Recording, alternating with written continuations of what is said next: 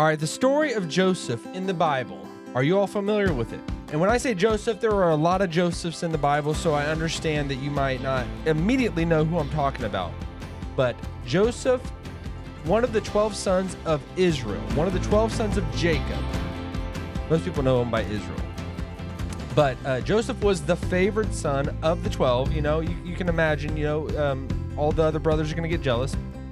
But today we are talking about Joseph in the Bible and him being sent down to Egypt and him revealing himself to his brothers and what all came of that. And if you're familiar with the story, Joseph, whenever he got sold into Egypt and got sent down to Egypt and he rose to prominence and his brothers came down, he didn't immediately just say, "Hey guys, it's me, I'm your brother Joseph." No, he made it tough on his brothers, very tough on his brothers, and he didn't immediately just reveal himself, but he put them through a series of events so that they came to a place where they could receive him and accept him again. Because in their minds, he was a thing of the past. He was dead, gone, long forgotten.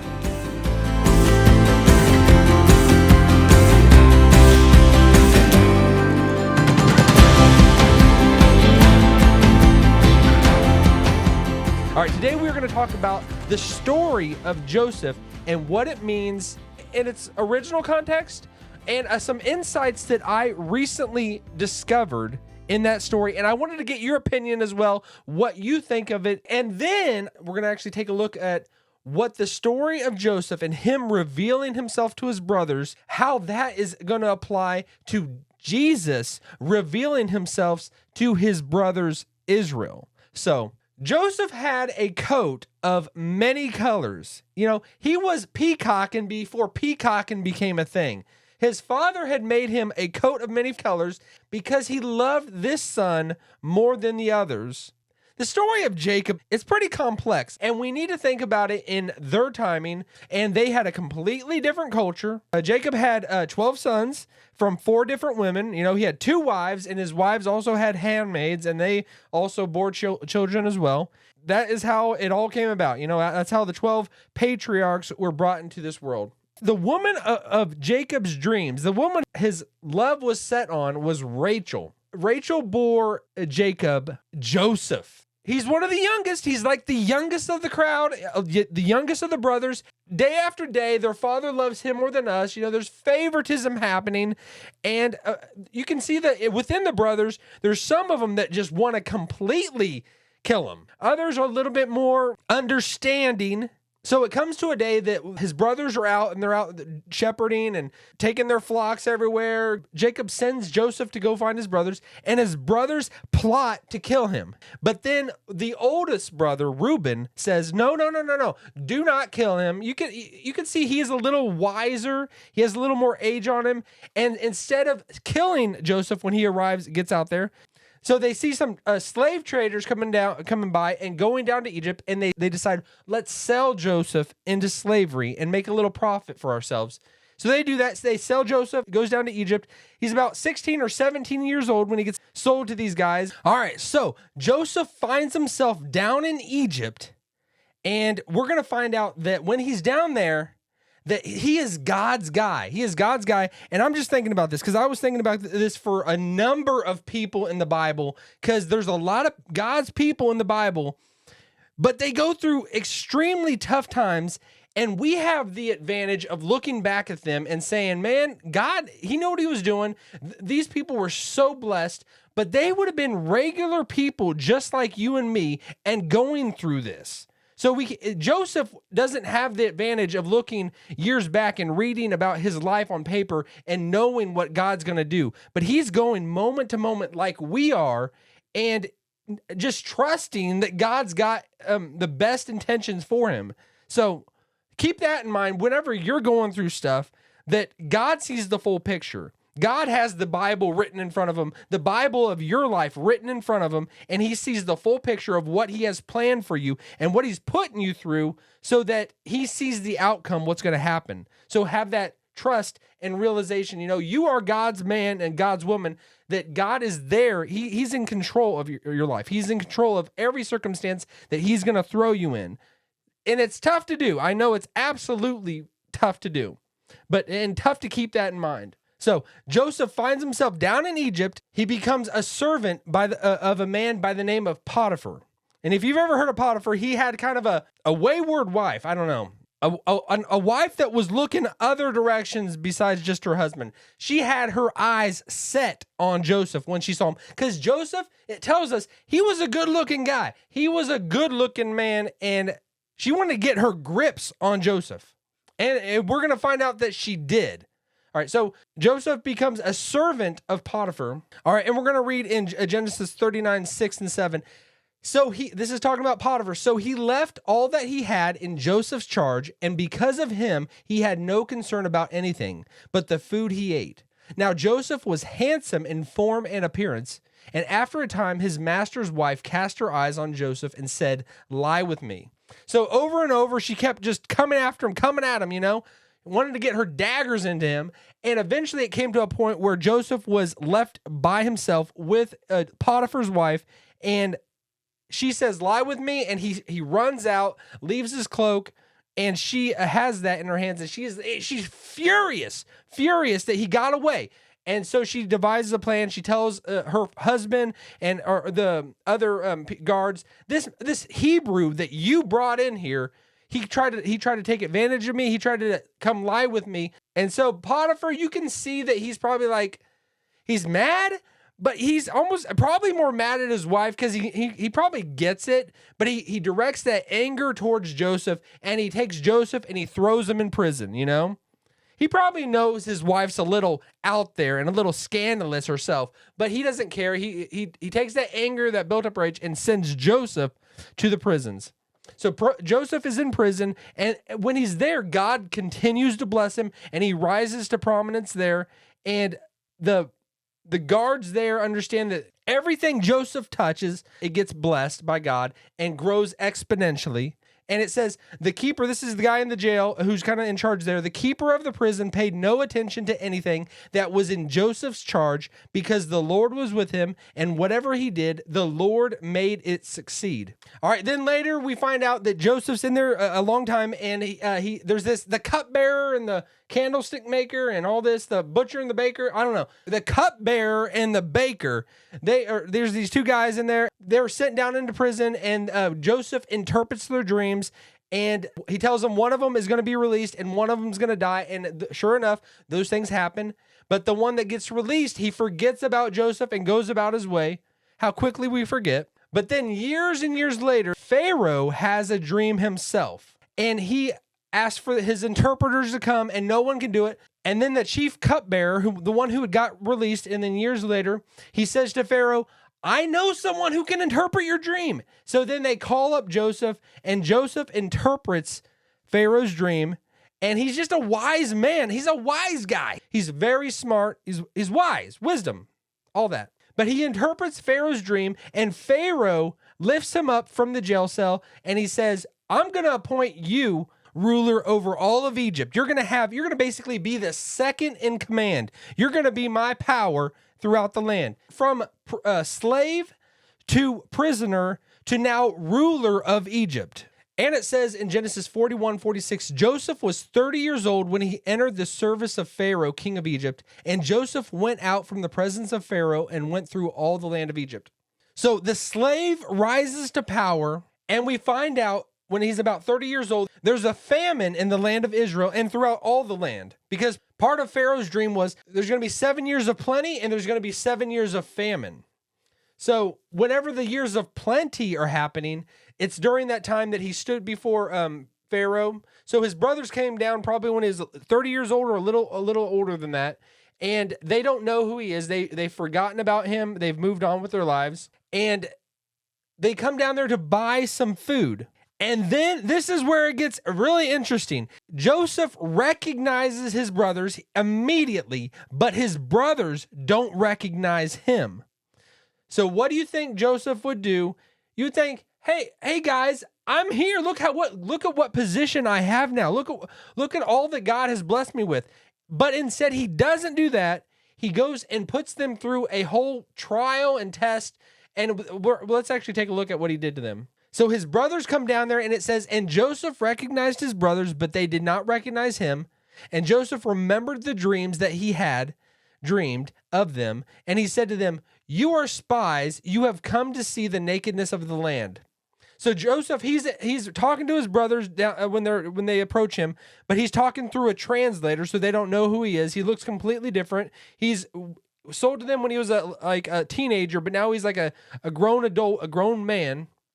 They don't recognize him. And so right here, it's like, because I've been thinking about this. Why doesn't he just immediately say, I'm Joseph, look at me, you know? Why does he not do this? And is he just getting back at his brothers for what they did to him? And instead he has this long drawn out plan.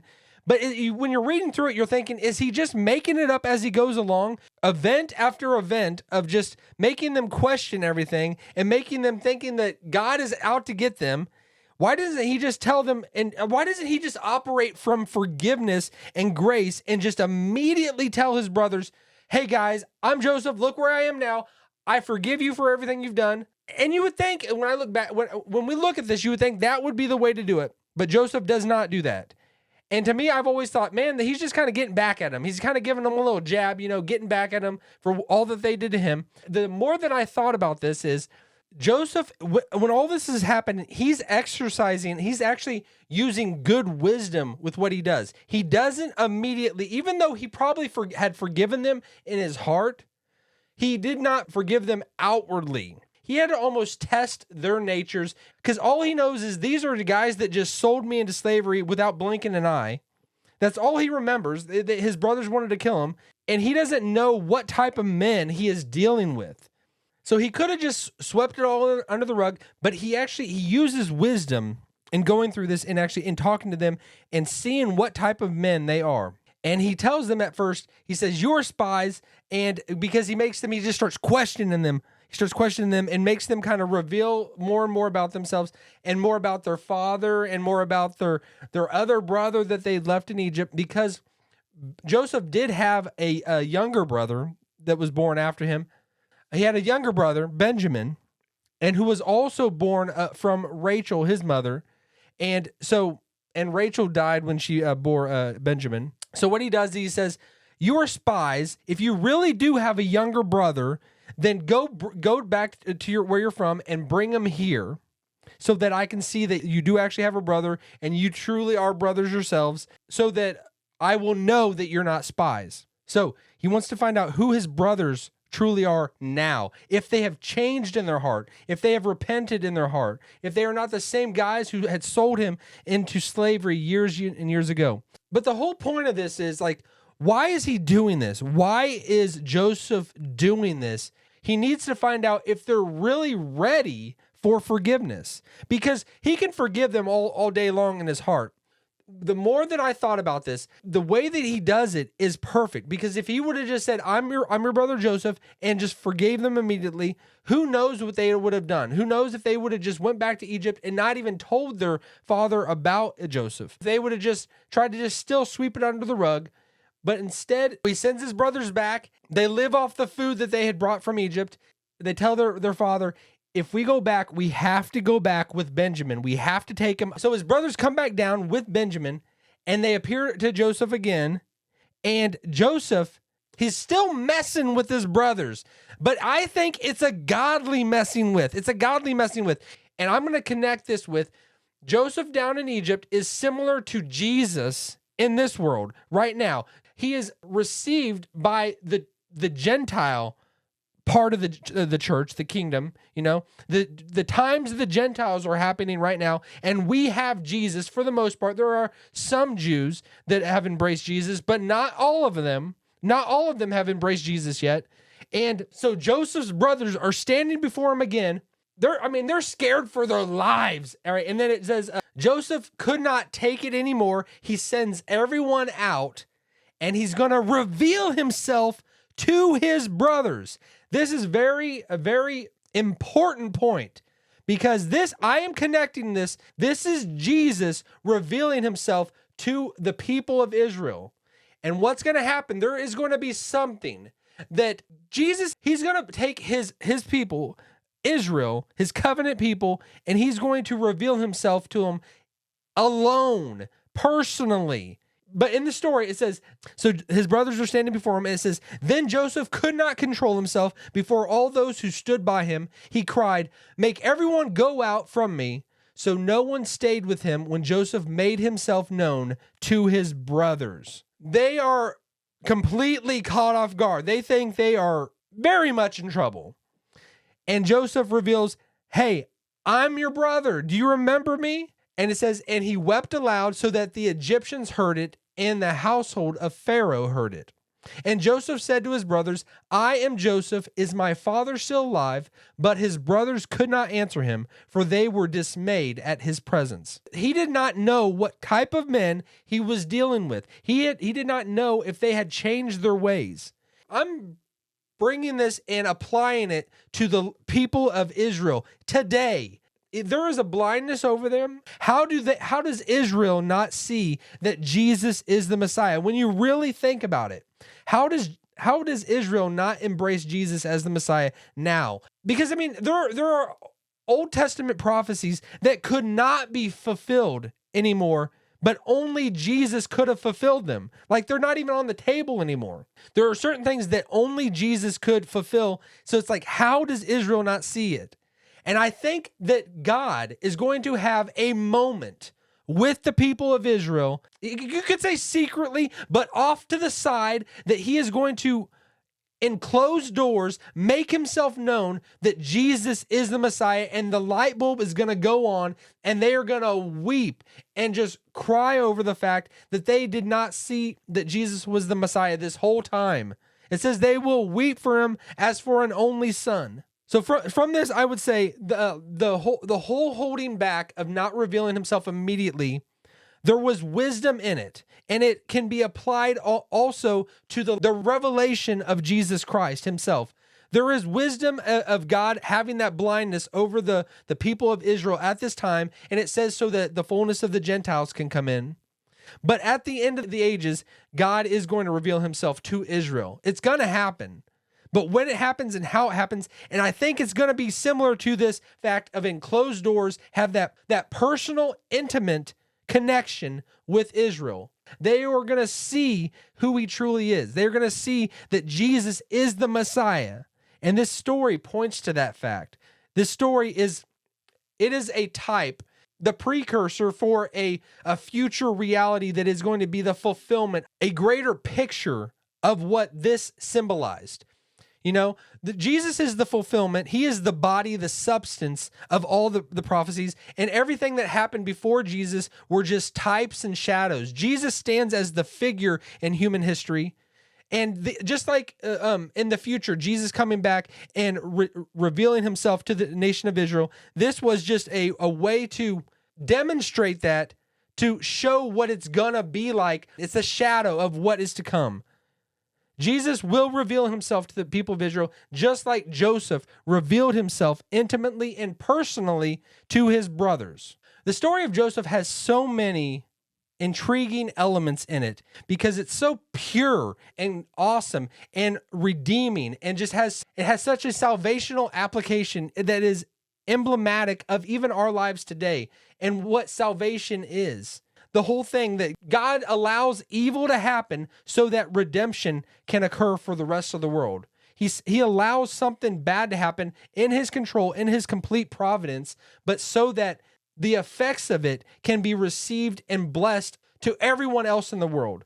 So God allowing this evil to happen of Joseph's brothers sending him into slavery was salvation to the rest of the world. And this verse at the very end of Genesis, this could sum up the gospel itself in a sense.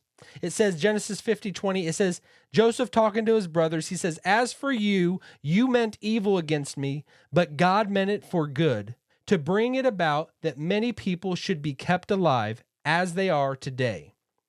That is the gospel. That is like a motion picture of the gospel. God allowed evil to happen, Jesus to be crucified, but so that the rest of the world could be saved through him and through his blood. God takes the evil and bad things in this world and he makes them good. He allows sometimes evil to happen, but he brings good out of it. And in our lives, he does the same thing. So it's just having those eyes to see what God is up to.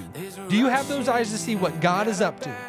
And it's not always easy. We all sometimes have to step back a little bit and reflect and see what is God doing right now. God has the whole script of your life, and he knows why he is allowing things in your life, why he is causing you to go through certain things, because he knows the outcome.